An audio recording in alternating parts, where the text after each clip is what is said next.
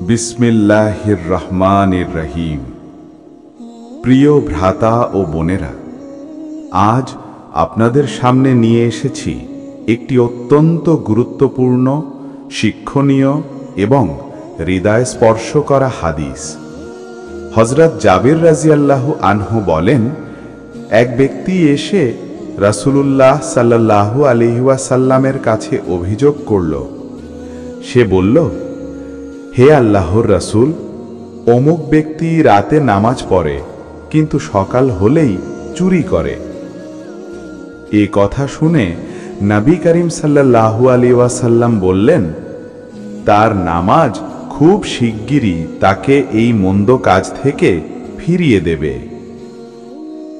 বন্ধুগণ, দেখুন, এখানে রাসূলুল্লাহ সাল্লাল্লাহু আলাইহি ওয়াসাল্লাম বললেন না তার নামাজ কোনো লাভ করছে না, বরং তিনি বললেন নামাজই তাকে বদলে দেবে।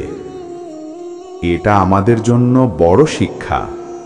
যে মানুষই গুনাহে জড়িত থাকুক না কেন, যদি সে নামাজ ধরে রাখে, একদিন তার সেই নামাজই তাকে ভুল পথ থেকে টেনে বের করে আনবে। নামাজ এমন একটি ইবাদত যা মানুষের হৃদয়কে নরম করে, ভুল কাজ থেকে দূরে রাখে আর ধীরে ধীরে তাকে আল্লাহর প্রিয় বানিয়ে দেয়। তাই ভাই ও বোনেরা, গুনাহ যতই থাকুক, ভুল যতই হোক, নামাজ কখনোই ছেড়ে দেবেন না, কারণ নামাজই একদিন আপনাকে সঠিক পথে ফিরিয়ে আনবে। আল্লাহ তাআলা আমাদের সবাইকে নামাজের মাধ্যমে গুনাহ থেকে বেঁচে থাকার তৌফিক দান করুন। আমিন।